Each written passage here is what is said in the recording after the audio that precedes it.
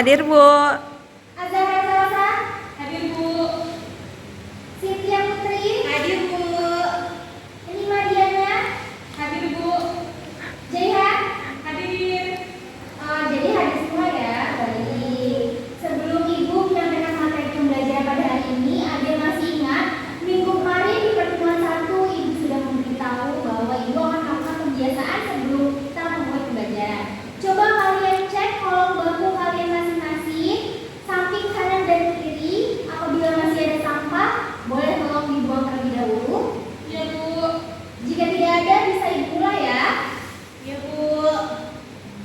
Kalian sudah siap untuk masuk ke materi pembelajaran pada hari ini? Siap, Bu. Udah semangat semua ya? Sudah, Bu. Semangat, Bu. Udah sarapan? Sudah, Bu. Sudah, Bu. Baik, hari ini seperti yang bisa kita lihat, kita akan mempelajari materi ketenagakerjaan. Minggu kemarin juga Ibu sudah ulas sedikit apa itu materi ketenagakerjaan. Ada masih ingat apa itu ketenagakerjaan? Saya, Bu. Baik, coba cek Tiara. Ketenagakerjaan adalah istilah yang mengacu pada sebuah aspek yang berkaitan dengan tenaga kerja dalam suatu negara atau wilayah, Bu. Baik, kita beri tepuk untuk Tiara. Ada yang masih ingat lagi apa itu ketenagakerjaan? Saya, Bu. Iya, boleh. Siapa namanya? Cynthia, Bu. Cynthia. Apa itu Cynthia ketenagakerjaan? Ketenagakerjaan adalah hubungan antara tenaga kerja atau pekerja dengan lapangan kerja, termasuk aspek-aspek seperti pengangguran, upah, kondisi kerja, perlindungan tenaga kerja, dan kebijakan ketenagakerjaan. Baik, betul sekali apa yang disampaikan oleh Tiara dan Cynthia. Jadi, ketenagakerjaan adalah segala sesuatu yang mengatur pekerja dari proses masuk pada saat ia bekerja sampai ia sudah selesai bekerja atau pensiun. Nah, kenapa sih Bu kita harus mempelajari materi ketenagakerjaan ini? Kalian mempelajari materi ketenagakerjaan agar kalian sudah tahu nih aspek-aspek apa sih yang penting di dunia kerja yang nyata. Nah, jadi tujuan kalian mempelajari ketenagakerjaan ini agar kalian tahu dinamika dan struktur kerja di pekerjaan yang nyata, dari proses rekrutmen, proses pengangkatan, apa sih tantangan-tantangan pekerja pada saat ini, dan gimana sistem upah tenaga kerja di Indonesia. Nah, bisa Ibu lanjut ya? Ya, Bu. Nah, di sini ada beberapa definisi konsep tenaga kerjaan. Yang pertama, tenaga kerja. Tenaga kerja berdasarkan Undang-Undang Nomor 13 Tahun 2003 adalah setiap orang yang mampu melakukan pekerjaan guna menghasilkan barang atau jasa, baik untuk memenuhi kebutuhan sendiri maupun untuk masyarakat. Nah, jadi tenaga kerja di sini itu adalah orang-orang yang memiliki atau individu-individu yang memiliki keterampilan dan kemampuan khusus untuk membuka usaha yang menghasilkan barang atau jasa dalam bentuk gaji atau upah. Jadi di sini ada orang-orang yang bekerja dengan cara membuka bisnis sendiri. Jadi dia tidak bekerja untuk perusahaan, tapi dia menghasilkan gaji dari usahanya ia sendiri. Nah, selanjutnya definisi yang kedua itu ada angkatan kerja. Angkatan kerja sebelum dibahas yang ada di KPT, minggu kemarin Ibu sudah beri kalian tugas, yaitu tugas mencari definisi angkatan kerja menurut bahasa kalian masing-masing. Boleh Ibu lihat tugasnya? Saya, Bu. Oh, coba udah kerjain semua ya? Udah, Bu. Coba Tiara, apa sih angkatan kerja menurut Tiara? Menurut pendapat saya, angkatan kerja merujuk pada jumlah individu dalam populasi suatu negara atau wilayah tertentu yang aktif terlibat dalam kegiatan ekonomi, baik secara pekerjaan formal maupun informal. Ini mencakup orang-orang yang bekerja, mencari pekerjaan atau berusaha mandiri untuk menghasilkan penghasilan. Itu aja, Bu. Selain Tiara, ada yang mau menyampaikan pendapatnya? Saya, Bu. Iya, siapa namanya? Cynthia, Bu. Cynthia. Apa Cynthia angkatan kerja menurut Cynthia? Menurut pendapat saya, angkatan kerja mencakup tidak hanya individu yang bekerja saat ini, tapi juga mereka yang berpotensi masuk ke dunia kerja.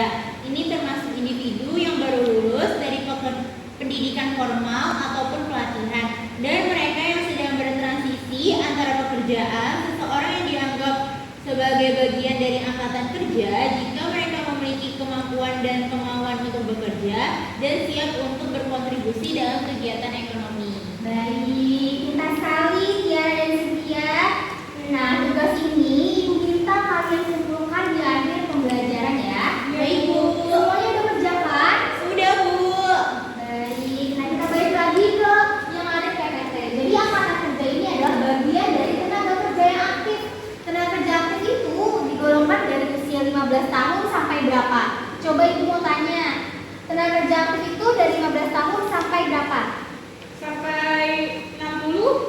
Ya, jadi tenaga kerja aktif itu dari 15 sampai 64 tahun. Nah, di sini ibu mau tanya, kalian ini umurnya berapa ya?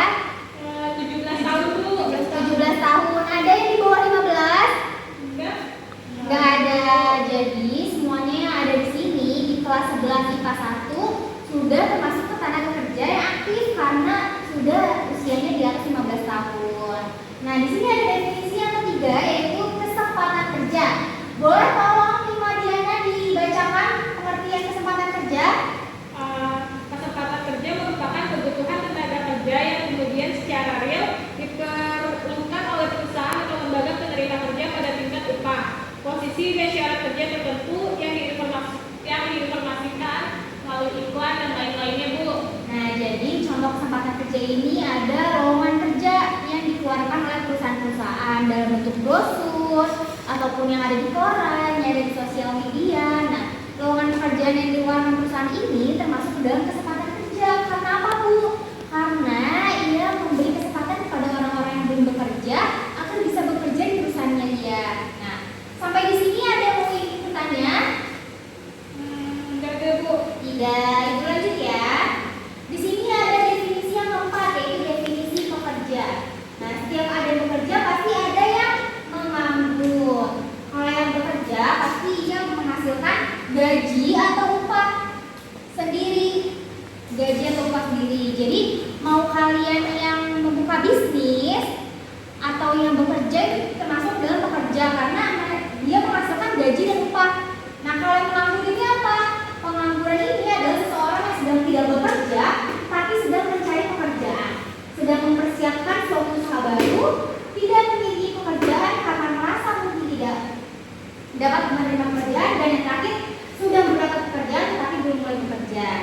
Pengangguran ini banyak sekali jenisnya, tapi tidak akan dibahas hari ini karena materi pengangguran akan dibahas minggu depan. Ada babnya khusus. Di sini ibu mau ulas sedikit aja. Ibu beritahu kalau kalian nih udah lulus SMA 1 tahun lagi, tapi kalian belum bekerja atau belum udah masuk kuliah tapi belum mulai aktif kuliah, itu kalian juga disebut sebagai pengangguran karena kalian sedang tidak melakukan kegiatan yang dilakukan secara rutin.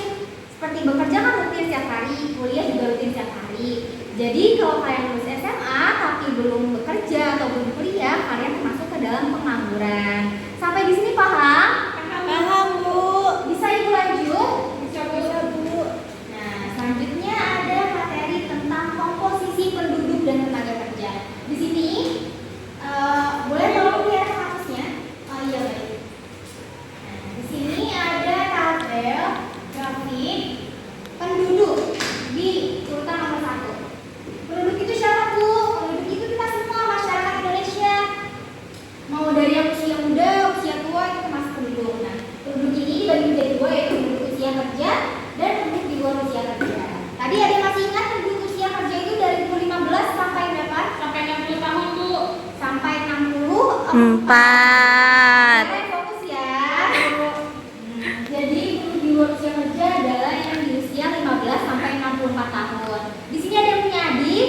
Punya Bu, Adiknya umur berapa? kelas 2 SD Bu. Nah, kelas 2 SD berarti umur 7 sampai 8 tahun ya. Nah, itu termasuk dalam penduduk di luar usia kerja karena belum masuk ke usia 15 tahun. Ada juga yang di sini punya nenek, kakek, Saya, Bu. Oh iya, itu juga termasuk dalam penduduk di luar usia kerja karena usianya sudah lebih dari 64 tahun. Betul. Nah, kalau penduduk usia kerja ini dibagi menjadi dua, yaitu angkatan kerja dan bukan angkatan kerja. Di sini ibu bahas yang bukan angkatan kerja terlebih dahulu ya. Ada 3 kategori yaitu sekolah, urus rumah tangga, dan penerima pendapatan. Kalian ini tadi ibu bilang termasuk ke dalam angkatan kerja karena sudah masuk ke kategori 15 sampai 64 tahun. Tapi karena status kalian masih pelajar, jadi kalian ini bukan termasuk angkatan kerja karena kalian masih sekolah. Betul, karena kalian masih sekolah. Nah, di sini ada yang ibu kalian kerjanya hanya di rumah saja. Ada saya Bu. Iya, betul. Ibu kalian ini tidak menghasilkan gaji atau upah atas pekerjaannya iya. Ibunya Tiara di rumah menyapu ada yang bayar? Nggak ada Bu. Iya, tidak ada. Jadi termasuk ke dalam bukan angkatan kerja. Nah, yang terakhir ini ada penerima pendapatan.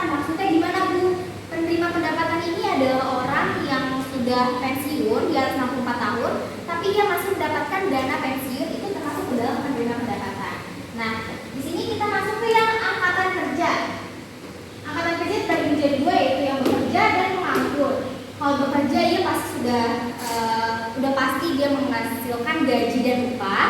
Nah, kalau yang menganggur ini maksudnya gimana? Terbagi jadi dua lagi yang menganggur nih. Ada yang setengah menganggur sama ada yang pengangguran penuh. Kalau yang pengangguran penuh berarti dia sama sekali tidak menghasilkan gaji atau upah. Kalau yang setengah menganggur maksudnya gimana, Bu? Contohnya nih di sini ada yang pernah part time nggak? Sabtu sama Minggu aja kerjanya? Enggak, Bu. Oh, belum ya. Fokus sekolah semua ya di sini. Nah, jadi kalau part time itu kan kerjanya hanya Sabtu dan Minggu. Dari Senin sampai Jumat ia termasuk kategori menganggur. Tapi hanya setengah saja karena Sabtu dan Minggunya ia bekerja. Nah, di sini ada setengah menganggur ini kebagi jadi 3 lagi. Ada jam tentara atau jam kerja kurang, tidak ketara dan pengangguran potensial.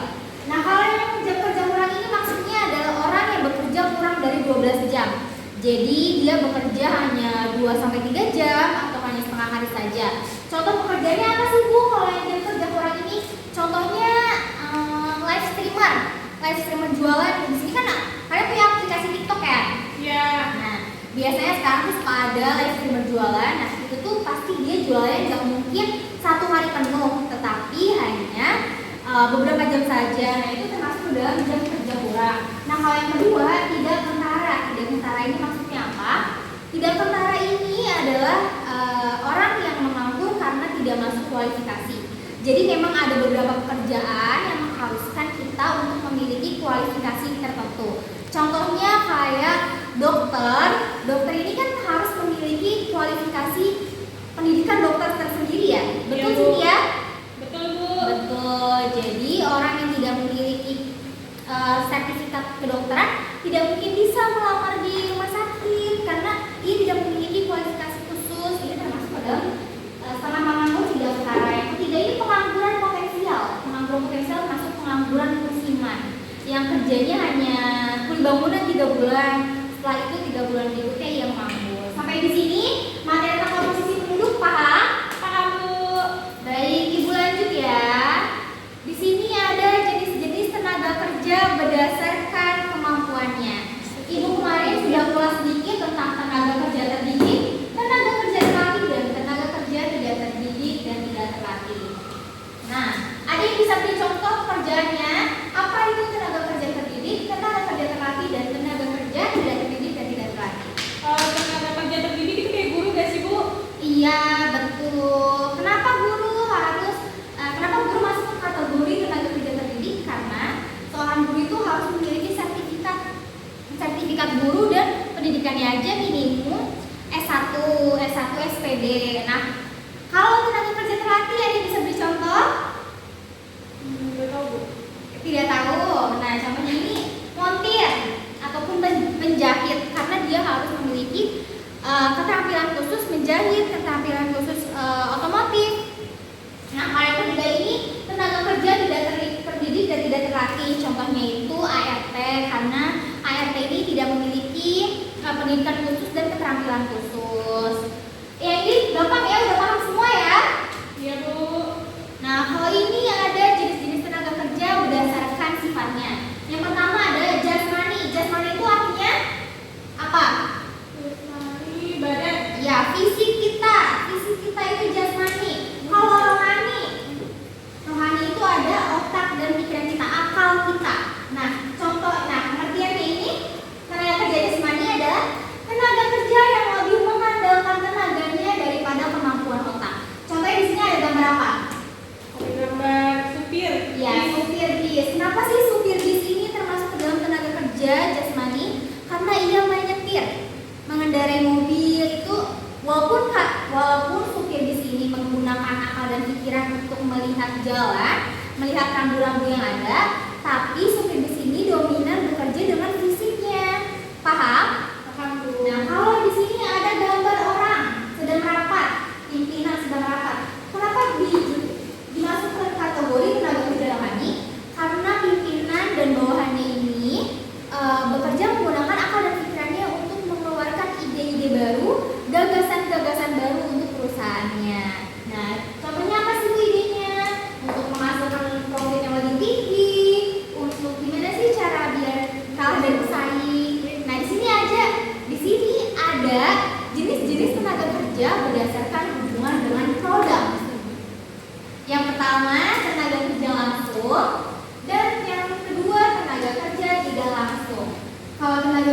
langsung ini adalah tenaga kerja yang langsung berhubungan dengan produk. Jadi ia terjun langsung untuk membuat produknya itu.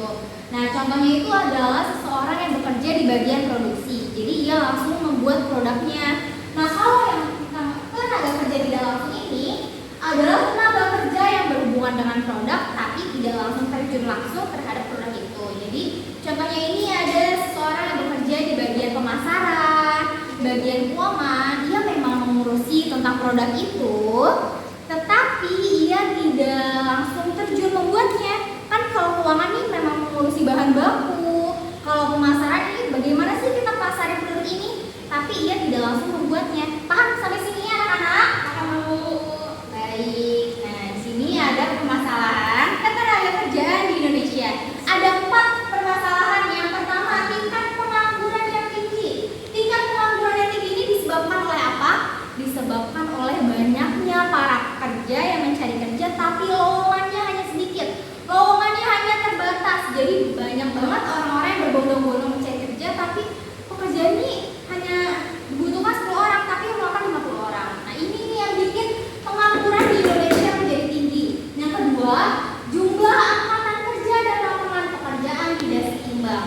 Seperti yang Ibu bilang tadi, kalau jumlah para pekerja yang mencari kerja lebih banyak dibanding jumlah lowongan pekerjaan, ini akan menimbulkan persaingan.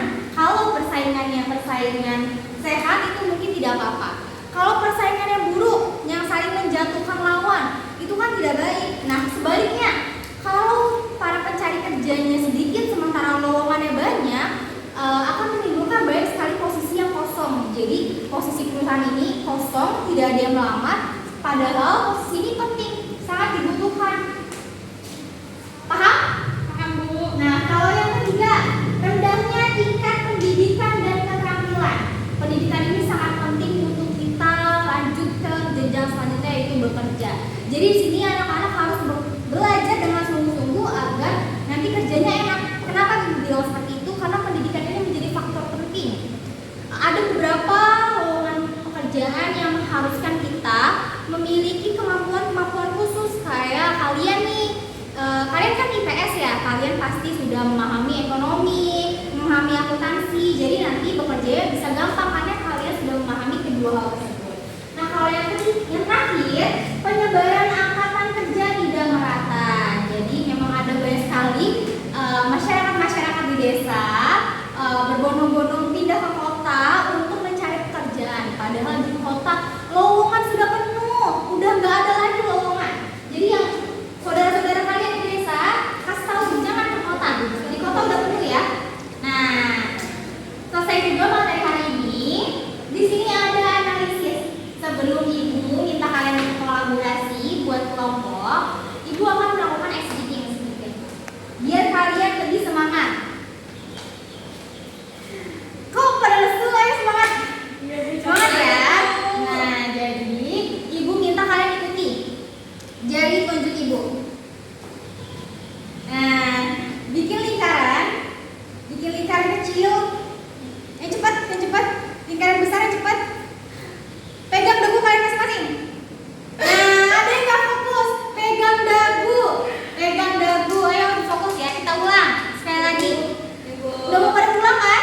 Nah, lanjut. Bikin segitiga. Yang cepat. Pegang jari kalian masing-masing. Jari. Udah pintar semua. Kalian Ibu minta buat kelompok. Ini Tiara sama yang sampingnya ya. Berempat aja. Berempat. Ada yang berlima ya di belakang? Ya, yang berlima. Nah, Ibu minta kalian analisis gambar 1 sama gambar 2. Apa hubungannya? Gambar 1 dan gambar 2. Ibu kasih waktu 5 menit cukup? Cukup Bu. Cukup. Jangan berisik ya diskusinya.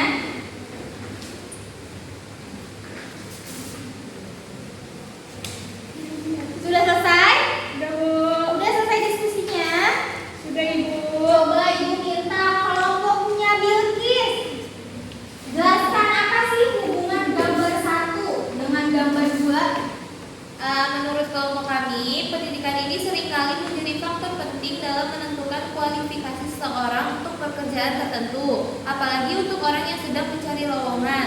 Karena banyak pekerjaan membutuhkan tingkat pendidikan sebagai minimum sebagai persyaratan masuk. Misalnya, beberapa pekerjaan membutuhkan gelar sarjana, sementara yang lain memerlukan tingkat pendidikan yang lebih tinggi seperti gelar magister atau dokter. Ya, pintar sekali. Coba yang di belakang nggak perhatiin ya? Yang di belakang. Yang di belakang perhatikan ya. Ini kelompoknya lagi menjelaskan pendapatnya. Coba kelompok Tiara. Menurut kelompok kami, pendidikan ini sangat penting sebelum masuk dunia kerja karena seseorang yang menyelesaikan pendidikan dengan baik dapat menjadi bukti dedikasi dan komitmen terhadap pencapaian tujuan. HRD juga seringkali melihat pencapaian pendidikan sebagai indikasi bahwa seseorang memiliki kemauan dan ketekunan untuk menyelesaikan tugas dengan baik. Hal ini dapat memberikan kesan positif kepada calon pemberi kerja dan meningkatkan peluang sukses dalam mencari pekerjaan, Bu. Baik, pintar sekali. Beri applause untuk kelompok Birgit dan kelompok Tiara. Nah, jadi alhamdulillah hari ini materinya sampai di sini saja. Nah, udah pada siap? Selesai semuanya? Sekarang Ibu minta kalian kumpulkan tugas yang di awal Ibu bilang. Kumpulkan di sini saja ya. Ini juga ada tugas dari kelas 11. Semuanya kerjain kan? Jadi, Bu, Kerjain, pintar dikumpulkan. Udah diberi nama? Sudah Bu. Sudah, Bu. Diberi nama. Nah, jadi hari ini kita belajar tentang ketenagakerjaan, yaitu tentang definisi ketenagakerjaan, jenis-jenis. Ada yang bisa beri kesimpulan tentang apa sih materi hari ini? saya Boleh Bu kita- Cynthia mau jawab. Cynthia, apa kesimpulan dari materi pembelajaran hari ini? Menurut saya, pendidikan dan kualifikasi pendidikan memiliki peran penting dalam mencari pekerjaan. Tingkat pendidikan yang lebih tinggi seringkali menjadi persyaratan minimum untuk mendapatkan bidang pekerjaan yang lebih baik, Bu. Betul, jadi hari ini kita telah mempelajari apa itu ketenagakerjaan, jenis-jenis, dan masalah-masalah. Kalian sudah paham sampai di sini? Ibu sudahi sampai di sini. Minggu depan kita akan membahas tentang apa itu pengangguran dan bagaimana sistem upah di negara Republik Indonesia. Kalau tidak ada yang ingin ditanyakan,